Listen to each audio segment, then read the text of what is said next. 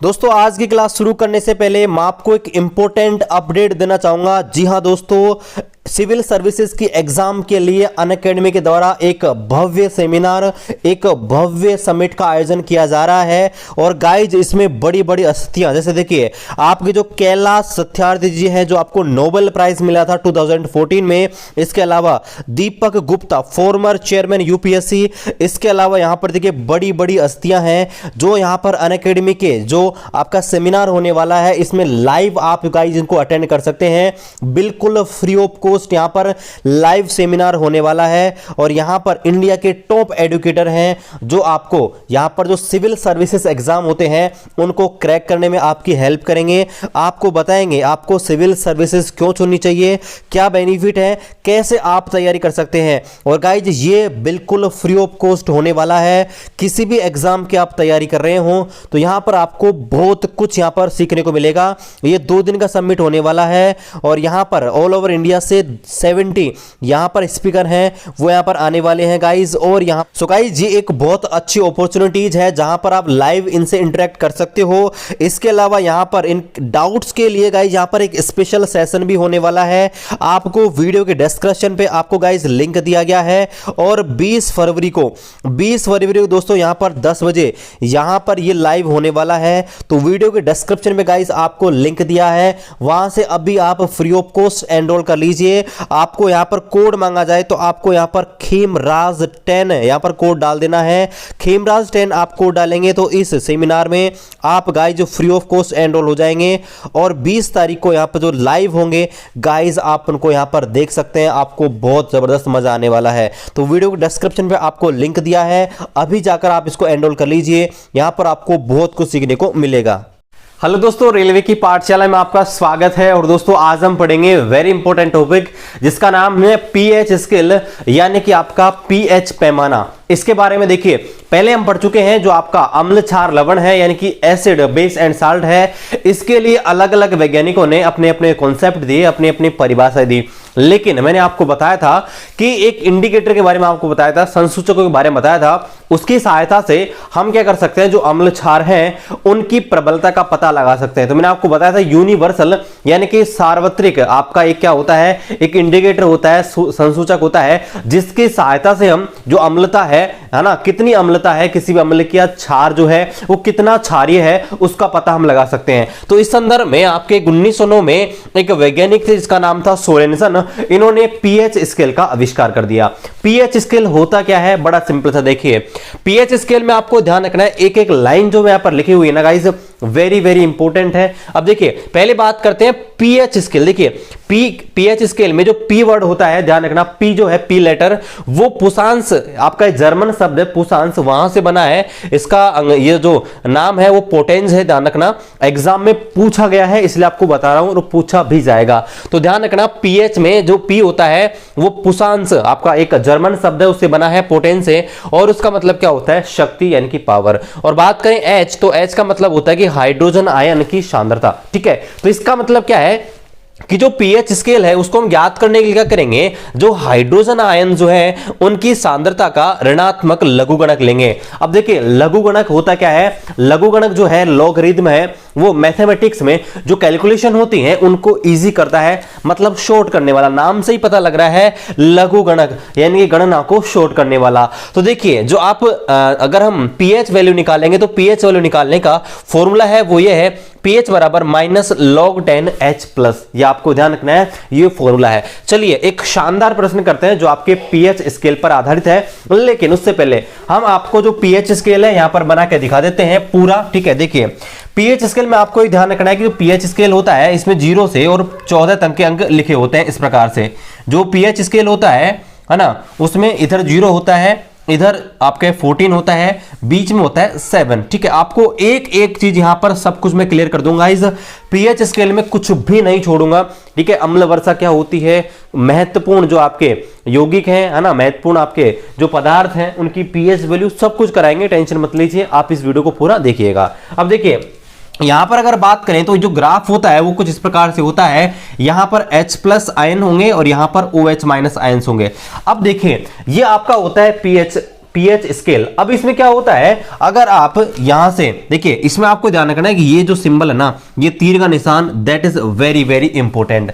ये तीर का निशान बहुत इंपॉर्टेंट है। अब देखिए इसको समझिए, पीएच स्केल को समझने के लिए आपको क्या करना पड़ेगा, पहली बात तो ये कि अगर जो पीएच स्केल है उसमें रीडिंग 0 से और 7 के बीच है, तो ध्यान रखना वो पदार्थ क्या होता है, एसिड होता है, यानी कि अम्ल होता है। दूसरी बात, अगर पीएच वैल्यू पूरी पूरी 7 है, तो आपको ध्यान रखना है जो आपका सॉल्यूशन दिया गया है वो कैसा है, न्यूट्रल है, यानी कि कैसा है, उदासीन है। तीसरी बात ये, अगर पीएच वैल्यू 7 से लेकर और 14 के बीच में है, तो वो आपका होता है बेसिक प्रकृति का, यानी कि क्षारीय प्रकृति का। तो ये 3 बात तो आपको ये ध्यान रखनी है। इसके अलावा प्रश्न यहां पर कैसे बनते हैं वो मैं आपको बताऊं। देखिए प्रश्न ऐसे बनते हैं कि अगर आपको 2 अम्ल दे दी जाए और उनकी पीएच वैल्यू दे दी जाए, तो आपको बताना है कौन सा अम्ल प्रबल है, कौन सा दुर्बल है। या आपको मान लीजिए 2 क्षार दे दी जाए और उनकी पीएच वैल्यू आपको दे दी जाए और आपसे पूछे कि बताइए भाई इनमें से कौन सा प्रबल क्षार है, यानी कि स्ट्रॉन्ग बेस कौन सा होता है और वीक बेस कौन सा होता है, वो आपसे पूछ ले, तो देखिए कैसे करेंगे। देखिए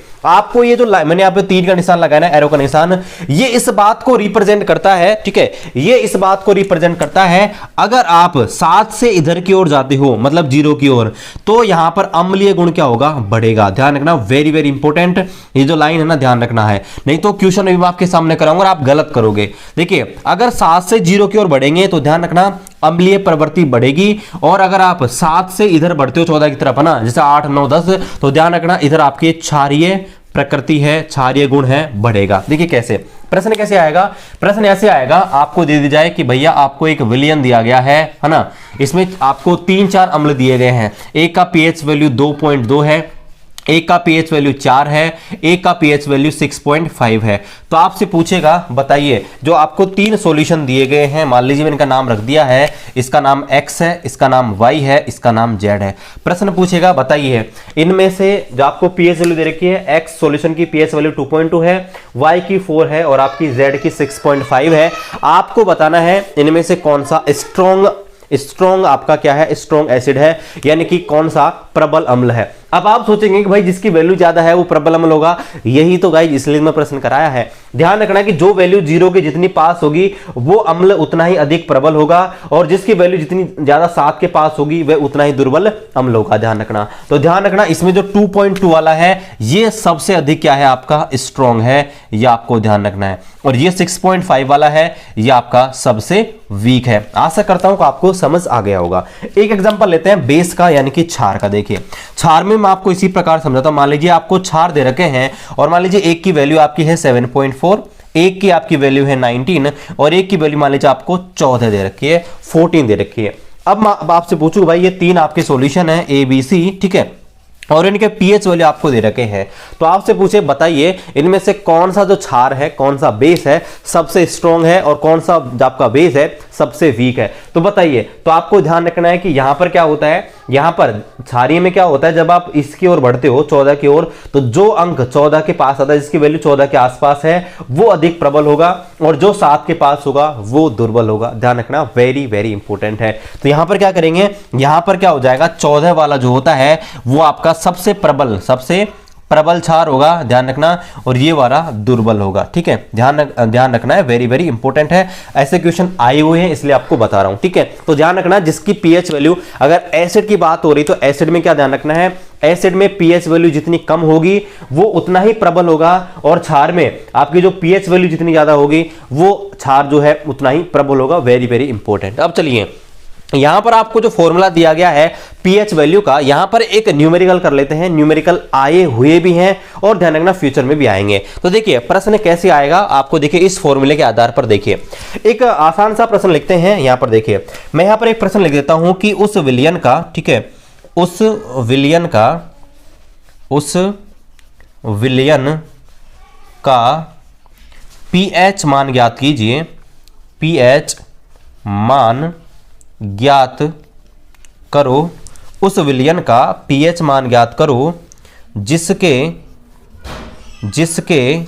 हाइड्रोजन आयन की सांद्रता, जिसके हाइड्रोजन आयन की सांद्रता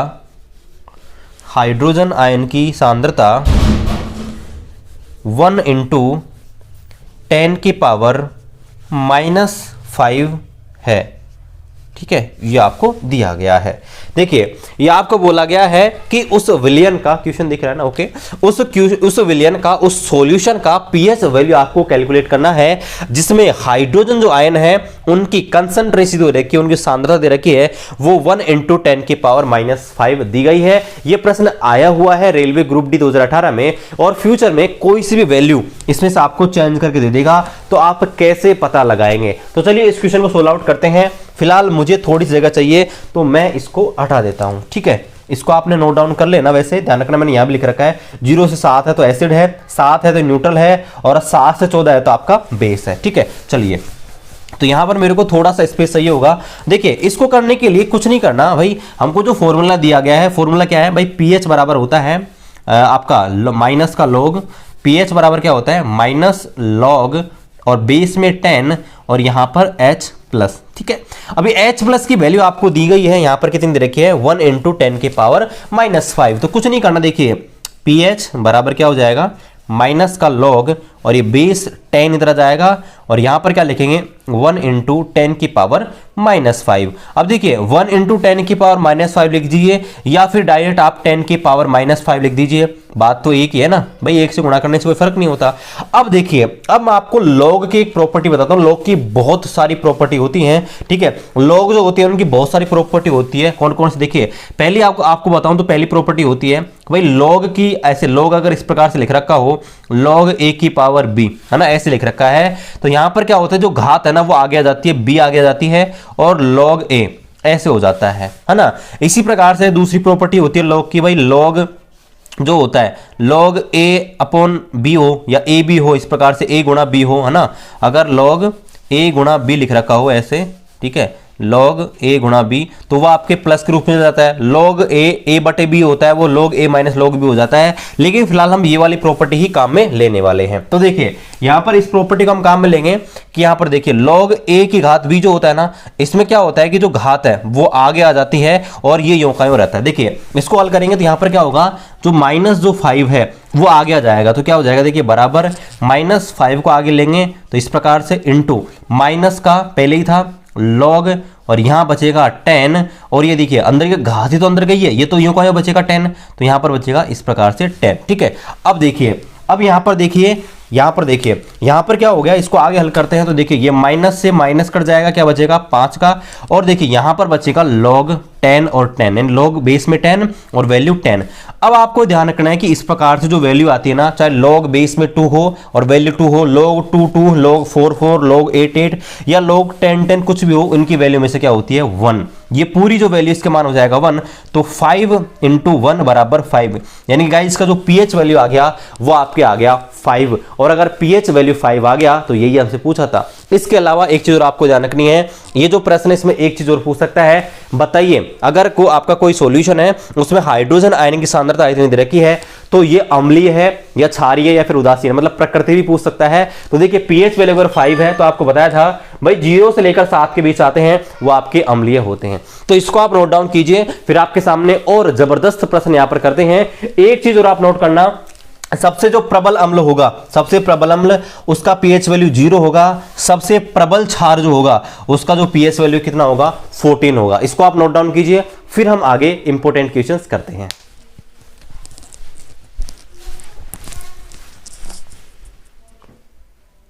चलिए दोस्तों, अब आपको मैं कुछ इंपॉर्टेंट पीएच वैल्यू लिखा रहा हूं जो आपके एग्जाम में पूछी जाती है, वो आपको ध्यान रखनी है। देखिए पहली बात तो ये कि देखिए कुछ इंपॉर्टेंट पीएच वैल्यू लिख लेते हैं। देखिए कौन कौन सी, पहला तो आपका होता है जठर रस, ठीक है, जठर रस जो होता है, ध्यान रखना जठर रस, ठीक है, इसमें आपका एसिटिक एसिड होता है, इसकी जो पीएच वैल्यू होती है वो आपकी होती है 1.2। दूसरा आपका जो लेमन जूस होता है, यानी कि आपका जो नींबू का रस होता है, नींबू का रस, नींबू रस जो होता है लेमन जूस, उसका होता है आपका 2.2, ये आपको ध्यान रखना है। आगे बात करें, एक हम पढ़ेंगे आगे, देखिए अम्ल वर्षा पढ़ेंगे, हालांकि आगे पढ़ेंगे, फिर भी यहां पर लिख लेते हैं एसिड जो रेन होती है अम्ल वर्षा, उसमें क्या होता है कि देखिए अम्ल वर्षा के बारे में आगे आपको डिटेल से बताऊंगा कैसे कैसे होती है। लेकिन फिलहाल आपको ध्यान रखना है कि अगर जो वर्षा होती है उसका जो पीएच वैल्यू है वो अगर 5.6 से कम हो जाता है तो फिर हम कहेंगे वो आपका एसिड रेन है, यानी कि अम्ल वर्षा है। तो ध्यान रखना, जो अम्ल वर्षा होती है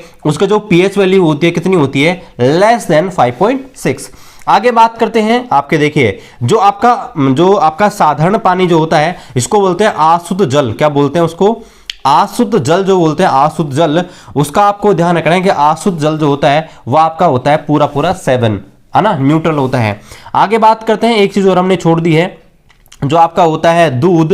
तो दूध का आपको ध्यान रखना है कि दूध की जो वैल्यू होती है आपकी होती है 6.4। देखिए अब कैसे याद करेंगे वो भी मैं आपको बता दूं। देखिए दूध को कैसे याद रखेंगे भाई, दूध जो होता है वो 6 पैक बनाता है, ठीक है, और चाय भी बनाता है ना भाई। 6 पैक बनाने में काम आता है दूध, तो भाई 6 पैक, ठीक है, और चाय भी बनती है मैक्सिमम, ठीक है, आप जानते हो ना, तो चाय तो 4, ठीक है।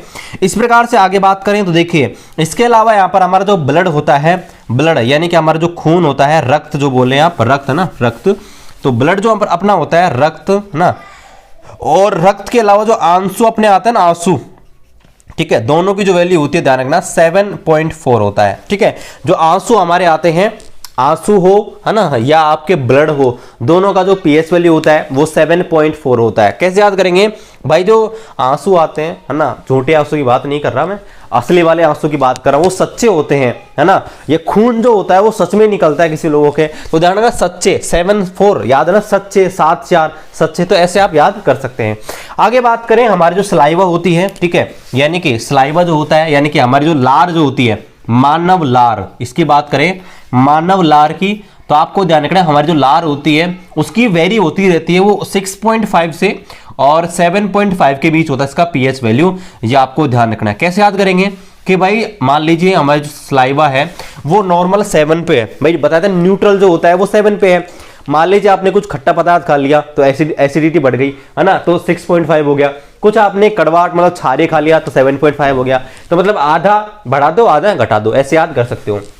आगे बात करें हम, आपका जो मिल्क ऑफ मैग्नीशिया होता है, मिल्क ऑफ मैग्नीशिया, और मिल्क ऑफ मैग्नीशिया आप जानते हैं, है ना, milk of magnesia, milk of magnesia, milk of magnesia होता है, इसका सूत्र तो आप जानते हैं MgOH2 होता है, और इसका जो पीएच वैल्यू होता है मैग्नीशियम हाइड्रोक्साइड, इसका पीएच वैल्यू होता है, ध्यान रखना आपका होता है 10, ध्यान रखना 10। एक और लिख लेते हैं आपका, ये आपको ध्यान रखना सोडियम हाइड्रोक्साइड जो होता है NaOH, इसका जो पीएच वैल्यू होता है दैट इज 14, है ना, ये आपको ध्यान रखना है। इसका जो पीएच वैल्यू होता है आपका 14 होता है। तो ये आपके इंपॉर्टेंट पीएच वैल्यू है जिनको आप नोट डाउन कीजिए, बार बार अपने एग्जाम में पूछे जाते हैं, इसलिए मैंने सोचा कि आपको क्यों ना करवा दिए जाएं जो आपकी बार बार एग्जाम में पूछ जाते हैं। हालांकि मैं कुछ क्वेश्चंस है जो आपके पीएच वैल्यू पर आए हुए हैं उनको इस टॉपिक को पूरा कराने के बाद कराने की कोशिश करूंगा। चलिए इसको नोट डाउन कीजिए। फिर हम पीएच वैल्यू का उपयोग कहां किया जाता है, मतलब दंत क्षय जो होता है, उसके अलावा एसिड रेन जो होती है ना, पेट में एसिडिटी वगैरह होती है, वो कैसे कैसे होती है उनके बारे में पढ़ते हैं। आप इसको नोट डाउन करना चाहे नोट डाउन कर सकते हैं।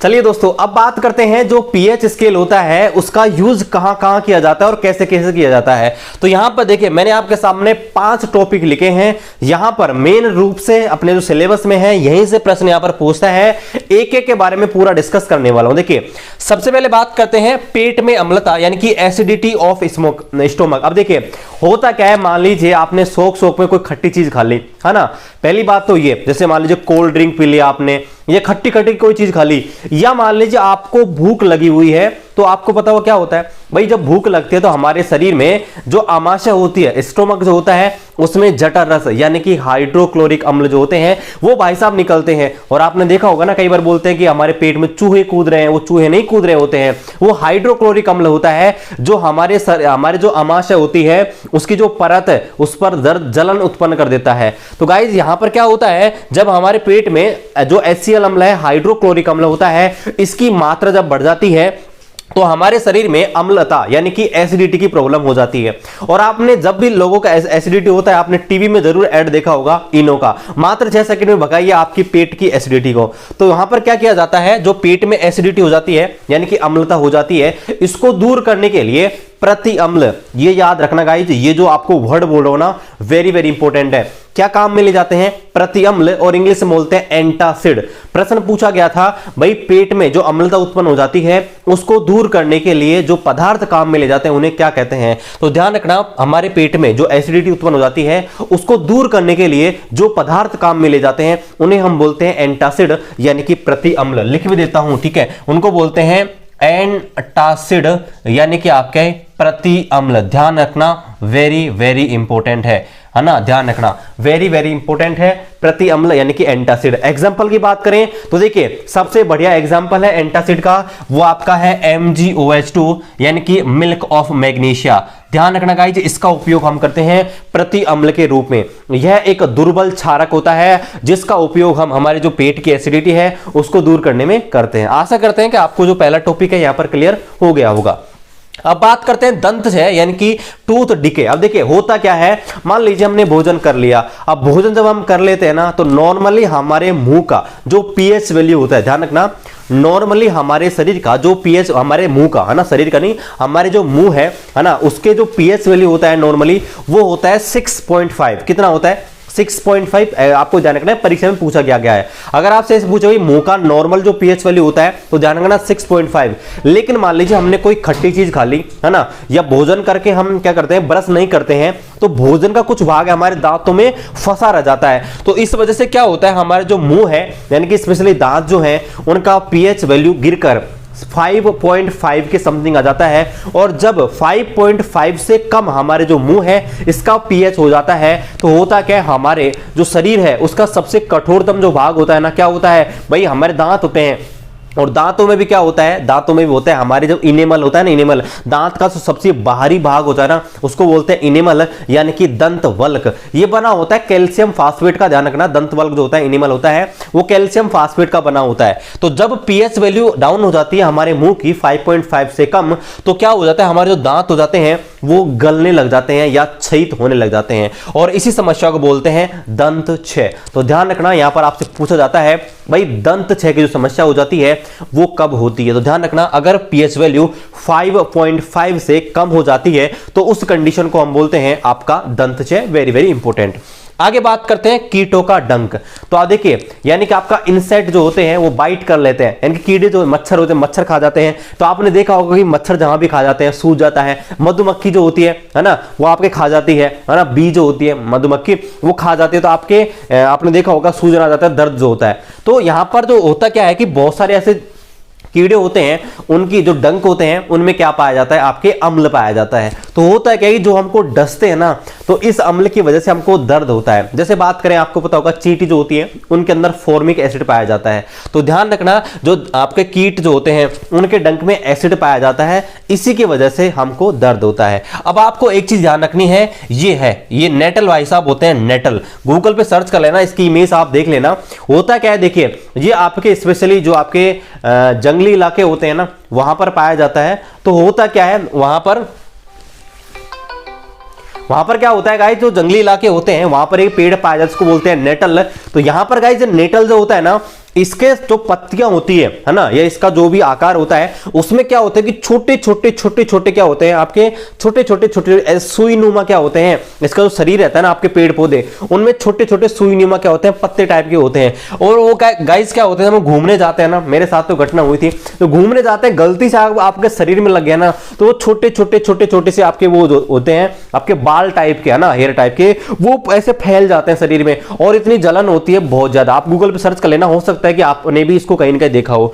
तो जो नेटल होता है ना, यह आके शरीर में अगर टच हो जाता है, स्पर्श हो जाता है, तो गाइस यहाँ पर बहुत सारा दर्द होने लग जाता है। और आपको ध्यान रखना कि ये दर्द किस वजह से होता है, तो जो नेटल होता है उसके अंदर पाया जाता है मेथेनोइक एसिड। ये प्रश्न पूछा जा सकता है, एनसीईआरटी में है इसलिए बता रहा हूं, ठीक है। तो ध्यान रखना, नेटल जो होते हैं है ना, उनमें नेटल के अंदर पाया जाता है मेथेनोइक एसिड। ये आपके एक पेड़ का नाम है नेटल। अब आपको ध्यान रखना है कि नेटल जो होता है, नेटल के आसपास ही यहाँ पर एक पेड़ पाया जाता है जिसका नाम होता है डॉक। ध्यान रखना, एक पेड़ होता है जिसका नाम होता है डॉक। तो अगर डॉक के पत्ते है ना, अगर आप रगड़ लोगे, डॉक ध्यान रखना, डॉक के पत्ते रगड़ लेते हो तो जहां पर दर्द होता है ना वो आपका मिट जाता है। ये आपको तरीका बता रहे हैं, ठीक है। चलिए आगे बात करते हैं अम्ल वर्षा। That is very very important for oral और एग्जाम्स। देखिए अम्ल वर्षा यानी कि एसिड रेन होती क्या है, देखिए तो होता क्या है, हमारे जो वायुमंडल होती है उसमें सल्फर होती है और आपके नाइट्रोजन होती है ना। स्पेशली दो जो आपके होते हैं, इनके जो ऑक्साइड होते हैं यानी कि सल्फर डाइऑक्साइड और नाइट्रोजन ऑक्साइड। तो ये क्या होता है कि मान लीजिए सल्फर का ऑक्साइड है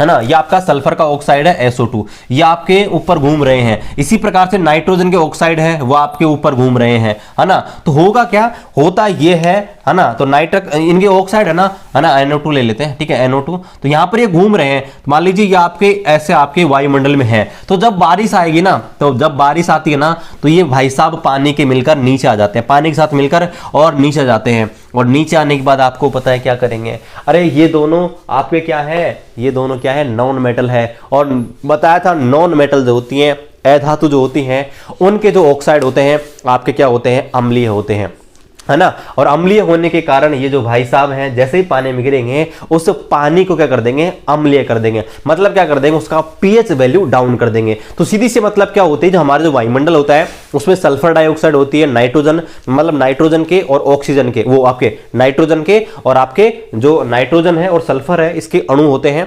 तो वो जब क्या होते हैं, जब पानी से गिरते हैं, पानी के साथ मिलते हैं, तो वो एक अम्ल का निर्माण कर लेते हैं। जो SO2 होता है ना, ये आपका सल्फ्यूरिक अम्ल बन जाता है और ये जो आपका होता है वो आपका नाइट्रिक अम्ल बनता है, और दोनों मिलकर उस पानी के साथ नीचे आ जाते हैं। तो यहां पर आपको ध्यान रखना है, प्रश्न क्या पूछा जाएगा, अगर कोई भी वाटर है, आपका पानी है, वर्षा का पानी है, ध्यान रखना, अगर उसका pH वैल्यू है 5.6 से कम हो, लिख लेना, that is very very important, पूछा जाता है। अगर वर्षा के पानी का जो pH वैल्यू है अगर 5.6 से कम होता है तो हम कहते हैं ये आपके अम्ल वर्षा है। अम्ल वर्षा से नुकसान क्या है, देखिए, अगर ये पानी जो है, ये पानी अगर आपके नदियों के अंदर जाएगा तो इसमें रहने वाले जो जीव हैं, मछली वगैरह हैं, जो भी हैं, वो पानी की जगह क्या पिएंगे, अब अम्ल पिएंगे। अब भाई पानी की जगह अम्ल पियोगी तो सीधी सी बात, वो मरेंगे या नहीं मरेंगे, सीधी सी बात है मरेंगे ना, मतलब उनके जीवन पर दुष्प्रभाव पड़ेगा। दूसरी बात करते हैं, मान लीजिए आपका जो पानी है वो किसी पेड़ के ऊपर गिर रहा है। अब देखिए पेड़ के ऊपर आप एसिड डालोगे, अम्ल डालोगे, तो सीधी सी बात है उस पर नेगेटिव इफेक्ट पड़ेगा, नहीं पड़ेगा, जल जाएगा बेचारा पेड़। उसके बारे में बात कर लीजिए, मान लीजिए आपका कोई मॉन्यूमेंट है, मान लीजिए ताजमहल है ना, या आपका लाल किला है, अच्छे खासे स्मारक हैं, उनके ऊपर आपका अगर गिरेगा अम्ल तो बताइए उसकी जो शान शौकत है ना, वो बताइए उसकी सुंदरता है वो खराब होगी या नहीं होगी। तो इस वजह से जो अम्ल वर्षा होती है वो आपके नुकसानदायक होती है। आपको मैंने पूरा समझा दिया है। तो प्रश्न ये बनता है, इसका जो pH वैल्यू होता है कितना होता है, 5.6 से कम अगर वर्षा के पानी का pH वैल्यू है तो वो क्या होती है, आपके अम्ल वर्षा कहलाती है। चलिए लास्ट में बात करते हैं मृदा का pH, इसकी सहायता से कैसे pH वैल्यू क्या काम करता है। तो देखिए होता क्या है, सभी प्रकार की जो मिट्टियां होती है ना, सभी जगह की मिट्टियां, तो आपने जरूर देखा हो कई बार सर्वे की जाती है गवर्नमेंट के द्वारा, यानी गवर्नमेंट क्या कराती है, सर्वे कराती है, सरकार सर्वे कराती है, मिट्टी की जांच कराई जाती है। तो आपने ये जरूर देखा होगा कि जो मिट्टी की जांच कराई जाती है ना, उसके आधार पर जो चेक करने वाले होते हैं वो आपको बताते हैं इस जमीन के अंदर आपको ये वाली खेती करनी चाहिए, इस जमीन के अंदर आपको इतना खाद डालना चाहिए, ये करना चाहिए, वो करना चाहिए, जिंक डालना चाहिए, फास्फोरस डालना चाहिए, वो आपको बताते हैं। वो कैसे बताते हैं, वो बताते हैं पीएच वैल्यू के आधार पर। मान लीजिए उसकी जो पीएच वैल्यू है वो आपका एसिडिक है, मतलब अम्लीय है, तो वो कोई क्षारीय पदार्थ डालने की सलाह देंगे ताकि जो आपका पीएच वैल्यू है ना, जो आपके मिट्टी का पीएच वैल्यू हो मेंटेन बन के रहे, ना तो ज्यादा अम्लीय हो ना ही ज्यादा क्षारीय हो। तो यहां पर क्या किया जाता है, मिट्टी की पीएच वैल्यू है उसका टेस्ट किया जाता है और उसी के आधार पर आपको अलग अलग फसल और जो उर्वरक होते हैं उनको देने की सलाह दी जाती है। तो गाइस ये थे आपके पीएच स्केल के यूजेस, यानी कि पीएच स्केल कहां कहां काम आता है। अब चलिए यहां पर कुछ क्वेश्चन है जो प्रीवियस ईयर के हैं, जो आपके बहुत अच्छे हैं और मेरे को लगता है कि आपको वो कराने चाहिए, अपने एग्जाम के लिए इंपॉर्टेंट है, आपको प्रॉब्लम कर सकते हैं, तो उन क्वेश्चन को भी हम कर लेते हैं। लेकिन इससे पहले अगर आप इसमें कुछ नोट डाउन करना चाहें, नोट डाउन कर सकते हैं।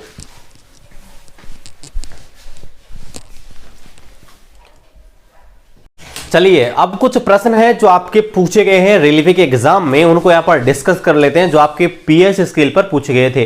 देखिए पहला जो प्रश्न था वो कुछ इस प्रकार से था कि जब पीएच वैल्यू 7 से 14 की तरफ बढ़ता है, मान लीजिए पीएच वैल्यू, देखिए पीएच ग्राफ मैंने आपको बताया था, जो पीएच स्केल था उसमें ग्राफ इस प्रकार से था, ठीक है, किस प्रकार से, देखिए इस प्रकार से ग्राफ था। यहां पर जो H+ आयन थे उसकी सांद्रता यहां थी और OH- आयन की सांद्रता यहां थी। यहां पर था 0, यहां पे था 14 और यहां पर था 7, और मैंने आपको इस प्रकार से एरो के माध्यम से बताया था। अब यहां पर आपको एक चीज बताना मैं भूल गया था, वो ये है, देखिए यहां पर आप इस ग्राफ को देखेंगे तो यहां पर देखिए अगर आप 0 से और 14 की तरफ बढ़ रहे हो, यहां से देखिए इस वाले को देखिए जो आधा त्रिभुज है ऊपर वाला, इसको आप देखेंगे तो इधर से इधर की ओर जाने पर जो हाइड्रोजन आयन है इनकी सांद्रता क्या हो रही है, लगातार कम हो रही है, कम हो रही है। और अगर हम यहां से देखें इधर से 0 से और 14 की तरफ आने पर तो OH माइनस आयन की सांद्रता शुरुआत में कम थी, बढ़ती गई बढ़ती गई बढ़ती गई और लास्ट में बहुत ज्यादा हो जाती है। तो ये चीज आपको ध्यान रखनी है, इस चीज को आप नोट कर लेना, वहां पर मैंने भूल गया था कि अगर हम 0 से और 14 की तरफ बढ़ते हैं या 7 से 14 कुछ भी आपको प्रश्न जाए तो ध्यान रखना, अगर 0 से 14 की तरफ जाते हैं इधर से इधर तो हाइड्रोजन आयन जो होते हैं जैसे जैसे पीएच मान घटता जाएगा हाइड्रोजन आयन की सांद्रता क्या होती जाएगी, घटती जाएगी। ध्यान रखना है क्या हो जाएगी, हाइड्रोजन आयन की सांद्रता घटती जाएगी। इस प्रकार से ग्राफ देखिए घट रहा है। और अगर बात करें आपका हाइड्रोक्साइड यानी कि OH माइनस आयन, तो ध्यान रखना जैसे जैसे पीएच बढ़ता जाएगा वैसे वैसे हाइड्रोजन जो आयन होते हैं उनकी सांद्रता भी बढ़ती जाएगी। ध्यान रखना, इसलिए हम कहते हैं कि जब 0 से 7 होता है तो यहां पर देखिए OH माइनस का क्षेत्रफल बहुत कम होता है और H प्लस का ज्यादा होता है। इस वजह से बोलते हैं कि भाई 0 से 7 होता है तो यहाँ पर अम्ल होता है, और अगर 7 से तक बीच होता है तो यहाँ पर देखिए OH माइनस का जो क्षेत्रफल है ज्यादा हो जाती है, सांद्रता ज्यादा हो जाती है। इस वजह से हम कहते हैं कि OH माइनस जो होता है यानी कि 7 से और 14 के बीच वहां पर क्षारीय प्रकृति होती है, कोई भी आपका सोल्यूशन होता है उसकी। चलिए तो यहां पर पहला प्रश्न पूछा गया है कि जब पीएच वैल्यू 7 से 14 तक हो जाती है, मतलब 7 से बढ़कर 14 की तरफ जाते हैं, तो बताइए क्या होता है। यहां पर ऑप्शन इस प्रकार से थे कि हाइड्रोजन आयन की सांद्रता बढ़ती है, दूसरा ऑप्शन ये था हाइड्रोजन आयन की सांद्रता घटती है, तीसरा ये था OH माइनस आयन की सांद्रता बढ़ती है, और चौथा OH माइनस आयन की सांद्रता बढ़ती है या घटती है। ठीक है, अब देखिए यहां पर आपको क्या ध्यान रखना है, अगर आप 7 से और 14 की तरफ जाते हो यहां से यहां, तो ध्यान रखना है पहली बात तो ये कि H प्लस आयन जो होते हैं इनकी सांद्रता क्या होती है, घटती है। H प्लस आयन की सांद्रता घटती है, पहली बात तो ये सही है, सांद्रता क्या होती है, घटती है। और आपको ध्यान रखना है दूसरी बात कौन सी सही होगी कि आपके जो OH माइनस आयन जो होते हैं, OH माइनस आयन इनकी सांद्रता बढ़ती है। ध्यान रखना है इनकी सांद्रता क्या होती है,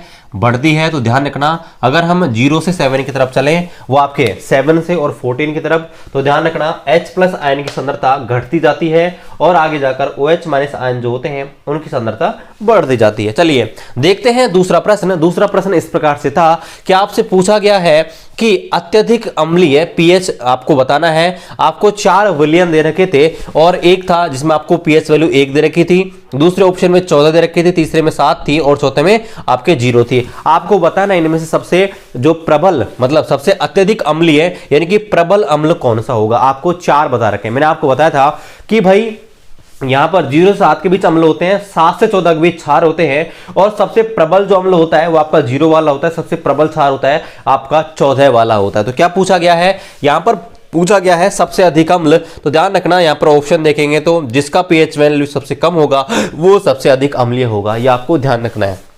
चलिए आगे आपसे पूछा गया है कि आपको 3 विलयन दे रखे हैं X, Y और Z, और यहां पर इनकी सांद्रता आपको दे रखी है 2, 11 और 7, और आपसे बोला गया है कि इनको आप हाइड्रोजन आयन की सांद्रता के क्या करना है, अवरोही क्रम में आपको लिखना है ना। ये आपसे प्रश्न पूछा गया है। अवरोही क्रम का क्या मतलब होता है, पहले सबसे बड़ा फिर छोटा, है ना। तो आपको ध्यान क्या रखना है, आपको ध्यान ये रखना है कि यहां पर पूछा गया है हाइड्रोजन आयन की सांद्रता यानी कि आपका अम्लीय गुण को पूछा गया है, यानी कि आपसे पूछा गया है कि यहां पर 3 विलयन दे रखे हैं, एक आपका है ये 2, 11 और 7 इनके पीएच वैल्यू दे रखे हैं। तो अम्लीय सामर्थ्य के आधार पर आपको बताना है किसकी अम्लता सबसे ज्यादा होगी, फिर किसकी, वो आपके अवरोही पूछा है मतलब किसकी सबसे ज्यादा होगी, फिर कम, इस प्रकार से लिखना है। तो ध्यान ये रखना है कि यहां पर सबसे ज्यादा जो होगी वो आपकी इस वाले की होगी, है ना, ये यहां पे आएगा। तो इसका आपका सबसे ज्यादा होगा मतलब X वाले का जो आपका जो सांद्रता होगी यानी कि इसका जो पीएच वैल्यू नहीं, इसका जो अम्लीय गुण होगा वो सबसे ज्यादा होगा। उसके बाद इस Z वाले का होगा, ये आपको ध्यान रखना है, और उसके बाद होगा Y वाले का।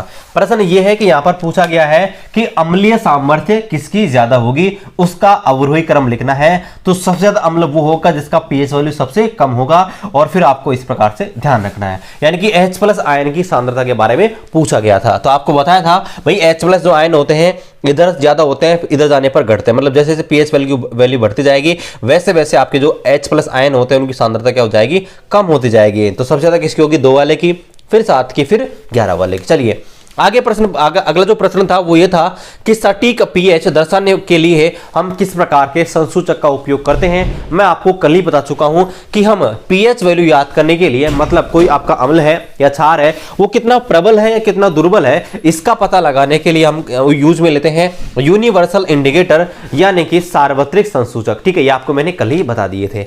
चलिए आगे बात करते हैं। अगला जो प्रश्न था वो ये था कि इनमें से सबसे अम्लीय पीएच वैल्यू कौन सा है, मतलब ऐसा कौन सा विलयन है जिसका पीएच वैल्यू सबसे कम है। यही क्वेश्चन था। ठीक है, जो दूसरे वाला था यही वाला है, तो ध्यान रखना इसका जो आंसर हो जाएगा वो आपका हो जाएगा 0।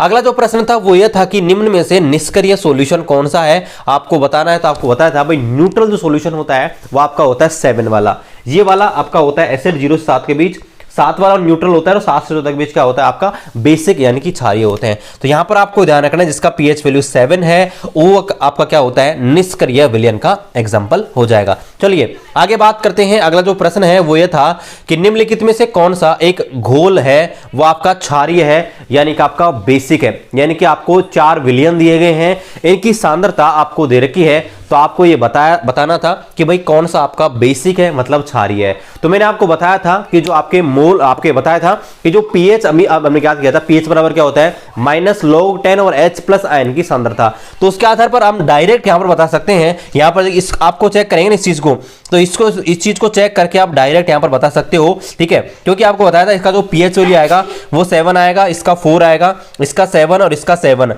अब यहां पर सिंबल आप देखिए <7 है, <7 का मतलब 7 से कम, इसका मतलब ये तो क्या होगा आपका अम्लीय होगा, यानी कि ये वाला ऑप्शन नहीं होगा। दूसरा बात करें तो यहां पर देखिए दूसरा यहां पर है कि यहां पर आएगा 4 बराबर 4, और आपको ध्यान रखना है कि 4 जो होता है वो आपका अम्लीय होता है, ये भी गलत। तीसरी बात करते हैं कि ग्रेटर देन, और यहां पर आपको लिख रखा है -7 को हल करोगे तो पीएच वैल्यू आएगा 7, और 7 से ग्रेटर देन मतलब 8 9 10 11 12। तो ध्यान रखना है कि ये वाला क्या है आपका क्षारीय है, ये वाला ही बेसिक है। चलिए और क्वेश्चन हम करेंगे, इससे पहले आप इनको नोट डाउन कर लीजिए, फिर कुछ और क्वेश्चन है और फिर आज की क्लास को खत्म करेंगे।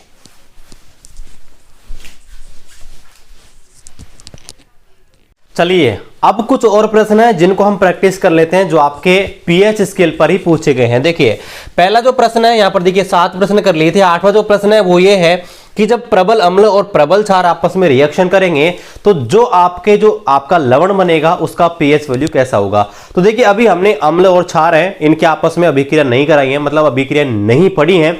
तो अब अभी अगले जो क्लास आएगी उसमें हम अम्ल क्षारों की आपस में अभिक्रिया करवाएंगे, और इसके अलावा जो अम्ल क्षार है उनका उपयोग कहां करने से एक्वारेजिया वगैरह होता है उनके बारे में पढ़ेंगे। तो यहां पर आपसे प्रश्न पूछा गया है कि जब प्रबल अम्ल होते हैं और प्रबल क्षार जो होते हैं, तो हमने उदासीकरण अभिक्रिया पहले ही पढ़ ली है। प्रबल अम्ल और प्रबल क्षार जब अभिक्रिया करते हैं तो एक दूसरे के प्रभाव को नष्ट कर देते हैं और लवण और जल बनाते हैं। और मैंने आपको पहले बताया था जो लवण बनेगा वो कैसा बनेगा, उदासीन। तो ध्यान रखना है, तो यहां पर जो आपका लवण बनेगा उसका पीएच वैल्यू कितने आएगा 7, क्योंकि उदासीन होता है यानी कि आपका न्यूट्रल सॉल्यूशन होता है, उसका पीएच वैल्यू कितना होता है 7। चलिए अगला प्रश्न है, आपको 3 सॉल्यूशन दिए गए हैं, 3 विलयन दिए गए हैं जिनकी पीएच वैल्यू आपको दे रखी है।